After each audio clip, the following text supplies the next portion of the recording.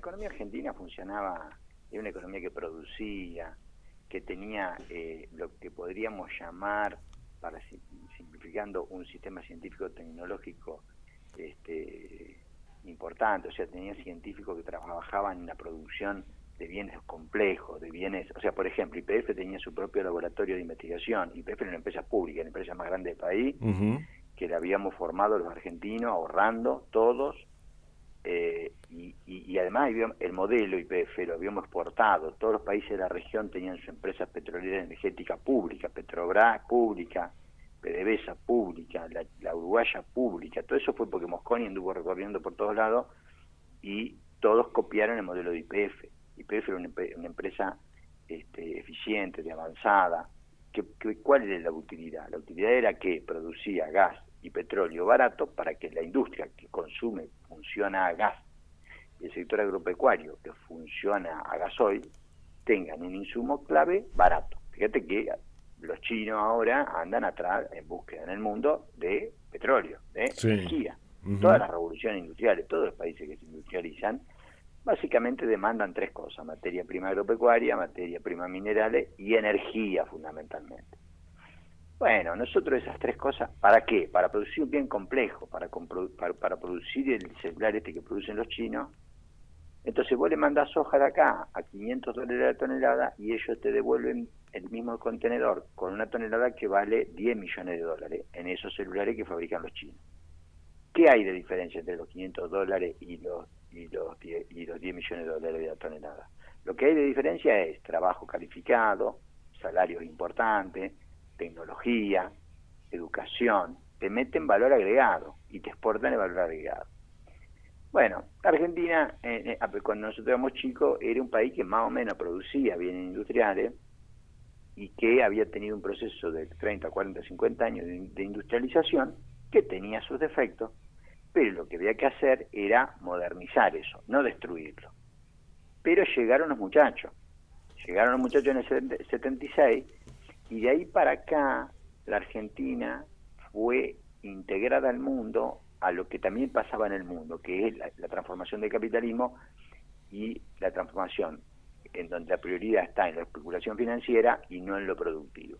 O sea, empezó a predominar en el mundo los capitales financieros que van y vienen sin ninguna restricción, después de la reforma de Reagan en Estados Unidos del 80 y de Thatcher en Inglaterra. Y Argentina en el 76, con Videla y Martínez Dios, se plegó a eso. Y nos convertimos en un país financiero. Lo financiero no produce riqueza real, produce especulación. Y destruye a las capacidades productivas que vos armaste desde que creaste YPF en adelante. Bueno, YPF la privatizamos, la desguazamos. Obviamente que los laboratorios que están ahora donde funciona la Universidad de Arturo Jaureche se cerró. O sea, YPF estaba a principios de la década del 70, cuando nosotros éramos chicos, para empezar a desarrollar la tecnología de la producción no convencional de petróleo. O sea, lo que hoy es el Vaca Muerta. No, claro, Vaca Muerta, exactamente. Estaba capacitada para hacer eso. O sea, Argentina estaba capacitada para seguir un camino productivo y que implica eso, y de producción de bienes cada vez más complejos. Nosotros fabricábamos maquinaria agrícola, ¿no? La soja, obviamente, también, digamos, en ese momento soja no había, pero fabricábamos el trigo y la vaca, pero también teníamos toda una industria de bienes de capital, o sea, fabricar bienes complejos que valen $10 millones la tonelada.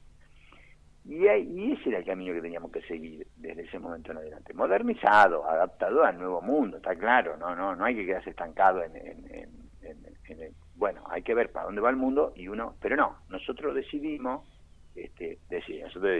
hubo un golpe el 24 de marzo del 76, y a partir de ahí nos transformaron el país. O sea, hubo 3 periodos: la dictadura, Menem de la Rúa y Macri, que son 3 modelos que nos insertaron plenamente y pasivamente en el mundo financiero global.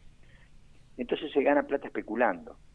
O sea, qué sé yo, para decírtelo rápido, Walter, cuando hubo una etapa entre medio de todo este periodo que te digo, que se volvió a intentar producir bienes, que fue del 2003 al 2015.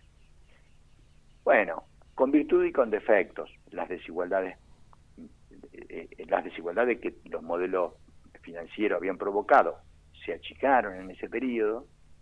La Argentina invirtió más en ciencia y tecnología, volvió a traer a los científicos que se habían ido del país, ya se habían ido con el golpe del 66, se fueron masivamente con el 76, y se habían vuelto a ir nuevamente cuando Cavallo dijo que los científicos vayan a lavar los platos. Sí. Ningún país del mundo serio, con pretensiones, para que la gente pueda comer un salario digno, echa a los científicos, porque son fundamental e imprescindibles en ese sistema científico-tecnológico para que el país pueda producir un bien y exportar un bien que tenga mucho valor agregado. O sea que las buenas noticias de la economía fueron hasta principios de los 70, el país que nosotros vivimos de chiquito.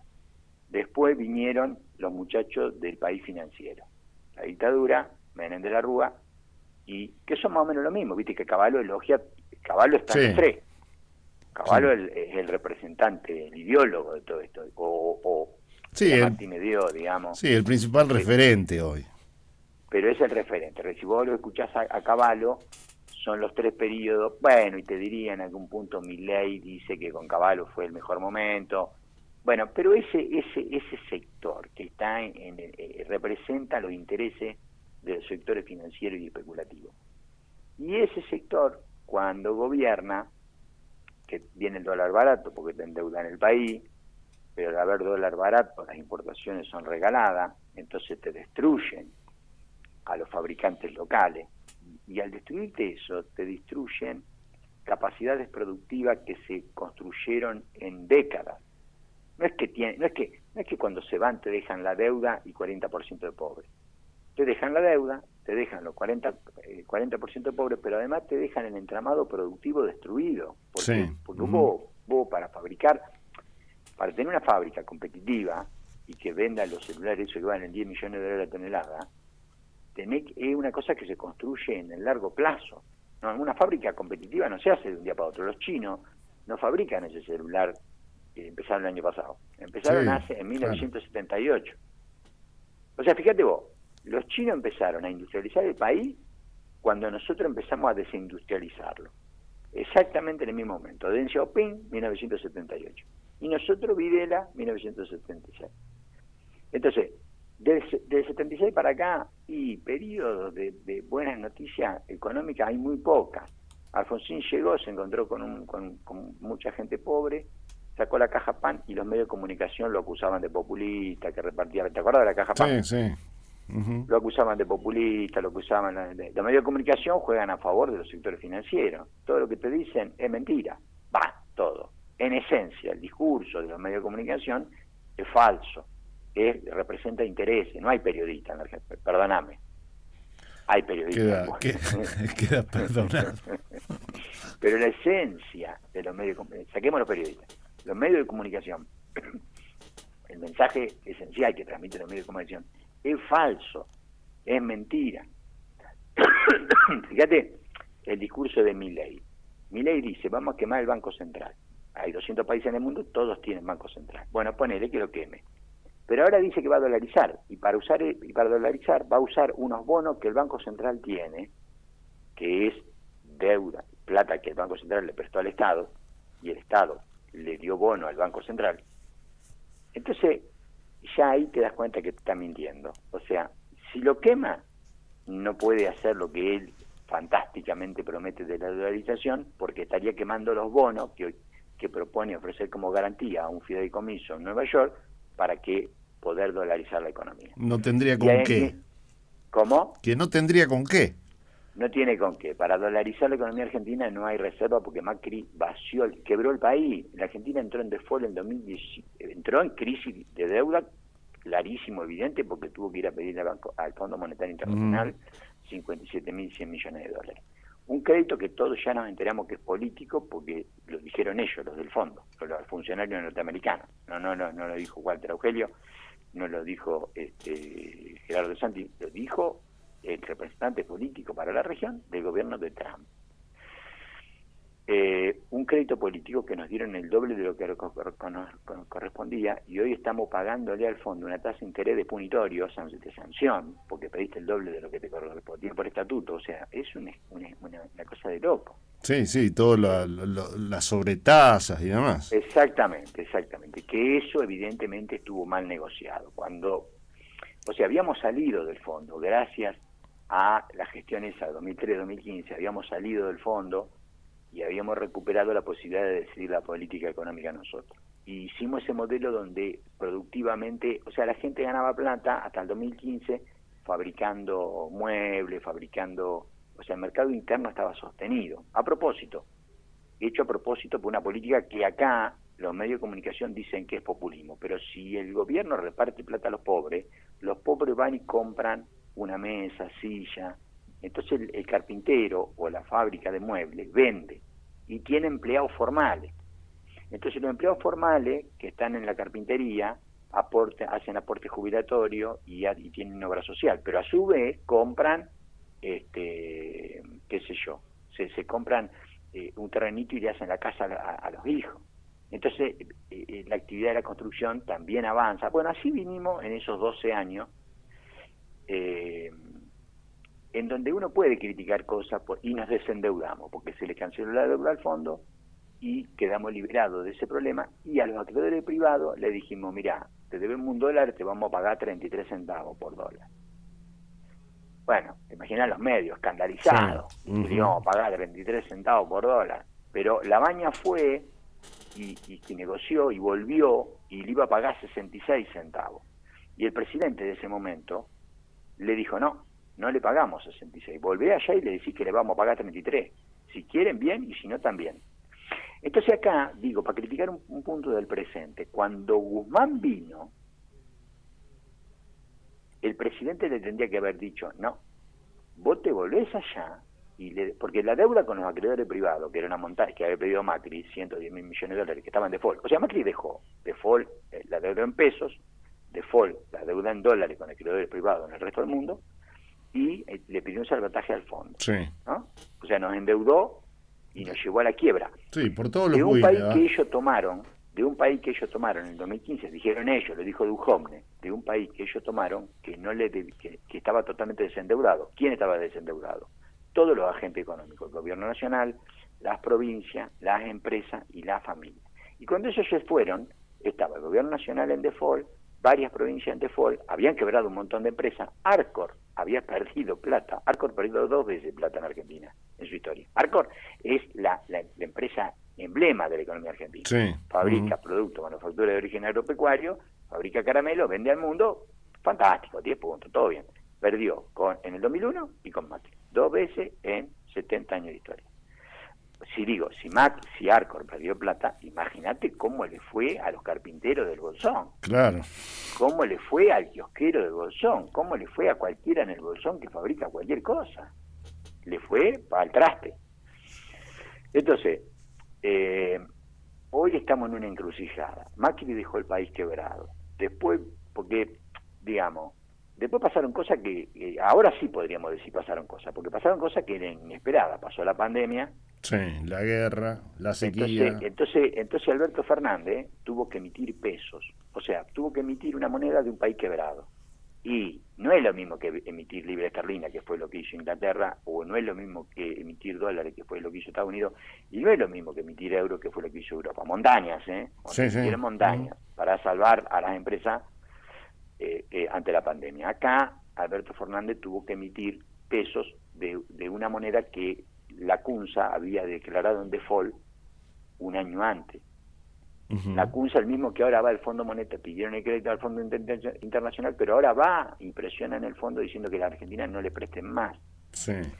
Entonces, volviendo en esencia, el mensaje que transmiten los medios de comunicación es falso, es mentira, nos están ocultando la realidad y nos están mintiendo.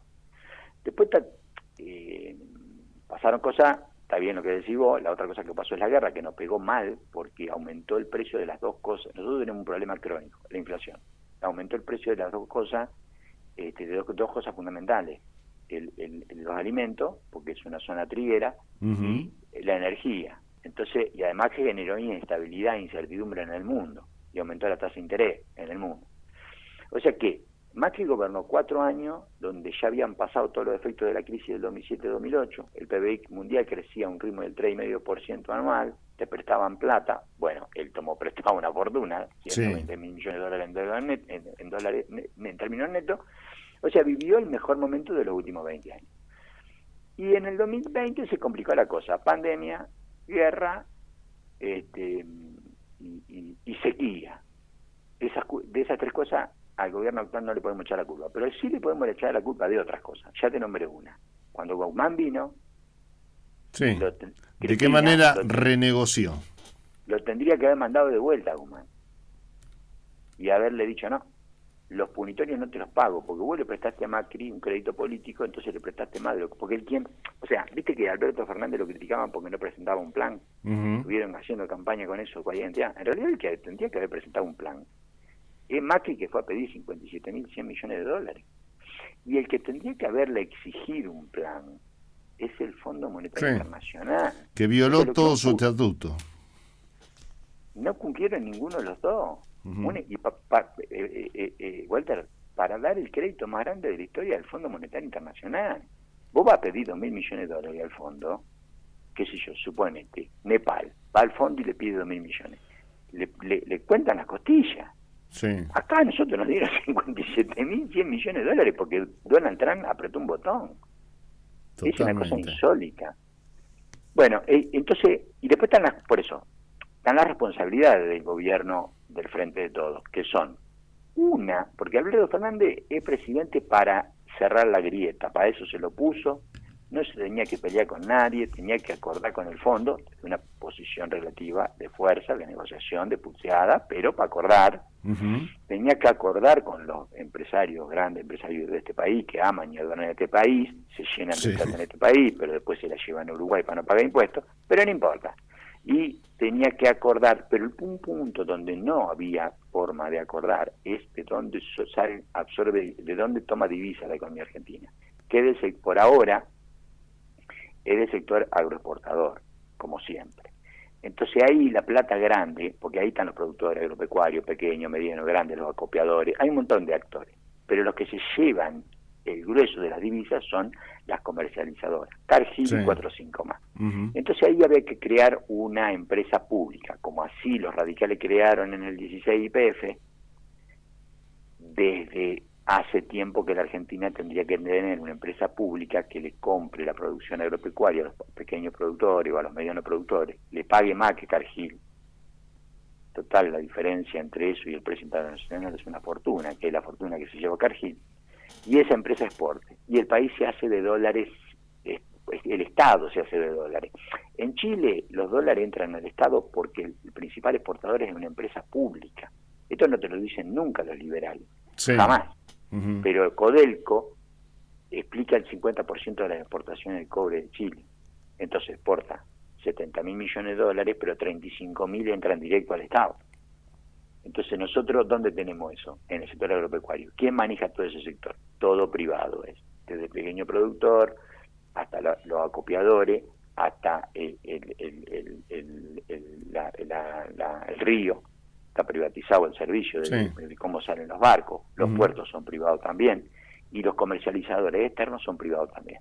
Entonces la única pelea que Alberto Fernández tenía que dar es en ese sector, que es que hay que crear una empresa pública que intervenga en más competencia. Yo no digo expropiar a nadie, porque está mal expropiar. No es que está mal expropiar. No se puede expropiar. Lo de Vicentín fue un error garrafal de Alberto Fernández. Algún ministro distraído que no leyó todos los papeles, le dijo, vamos a expropiar a Vicentín. Y lo que no leyó es que Vicentín tiene una asociación con Grenoble, una multinacional suiza. O sea que ese juicio por la expropiación iba a terminar más temprano o más tarde en el CIADI. Íbamos a perder. Era inexorable perder. Entonces la decisión de expropiar, o sea, estamos condicionados porque en la década del 90, viste que sale la soberanía nacional, y es una cosa hueca, pero yo te la pongo, te doy contenido. Perder soberanía es decidir en la década del 90 emitir deuda y que cualquier juicio que haya se resuelva en Nueva York. no en los tribunales argentinos, Ujú. en Nueva York. Perder soberanía es, en la década del 90, establecer que todas las inversiones que vienen de afuera, si tienen algún litigio con el Estado argentino, la instancia judicial final es el CIADI, que es un organismo del Banco Mundial. Sí, Entonces, el juicio por la expropiación de Vicentín lo perdíamos. Primero que es probable que la justicia santafesina le hayan preguntado a Vicentín a quién poner de juez. Es muy claro. probable. Ujú. Para arrancar, digamos. Y que Fossati uno de la Corte Suprema, tenga algo que ver con Vicentín. Es muy probable. Es muy probable. Más o menos tenemos idea de la justicia que tenemos y de la Corte Suprema que tenemos. Entonces, por la vía judicial, no.